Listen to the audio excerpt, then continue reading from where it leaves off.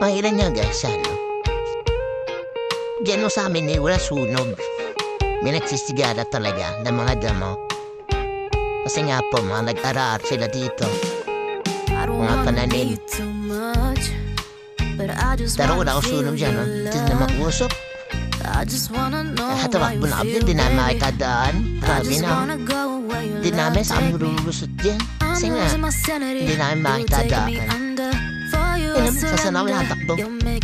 Sabi, bahadaan mo sa takbo. Tanda na nandaan. Mahal na kami daan namin eh. Doon napunta sa taniman. Pero basta namin, di namin makita yung mga daan dito. Nagkadigaw-digaw kami. Saan kami napadaan eh? Ito na daan na yung mga halaman dito. Yaman mo. Yun. Kakatin na kami. Dami ko pusok doon eh. Ay nako. Mangingistaan naman kami. Ba't kinikinom na tinapa?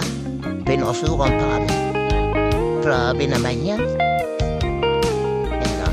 Gas po yun ho dyan. Pendalit namin. Malapit namin. Iba nakita niya. Ang lawak. Ayan, wait na namahit na yung dagat yan.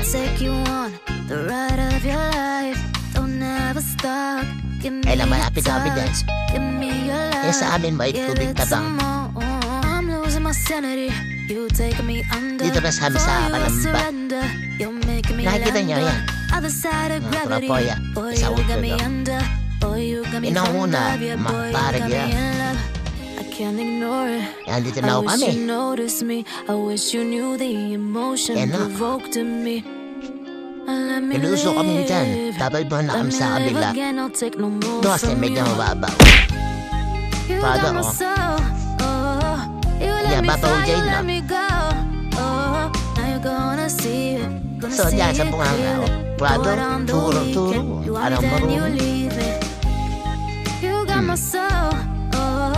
Kaya po pinakabunga nga ng ilog. O tanda dyan. Yan, bidakan. Yan yung mahaling ho dyan. Pero pag-arting mo sa kabila, mababaw na ho yan siguro mga tuhod na lang. Ito kayong mga amante. Yung tuhod na yun, medyo maraming isda doon, mga tilapia, kapalad. Hindi makadaan yun, wala din, pero maraming isda. If dito sa amin sa Kalamba.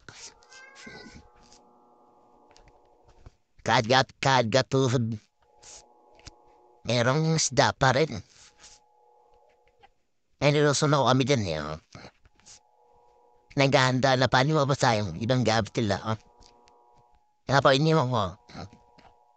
Inuwa yung pante. Ayan. Inuwa na ano kumpare ko. Let's go. Bigyan lalim mo. Diba? Napakalalim mo.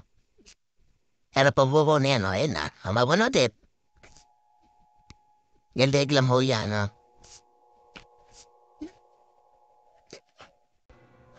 Galing lang kasi dyan.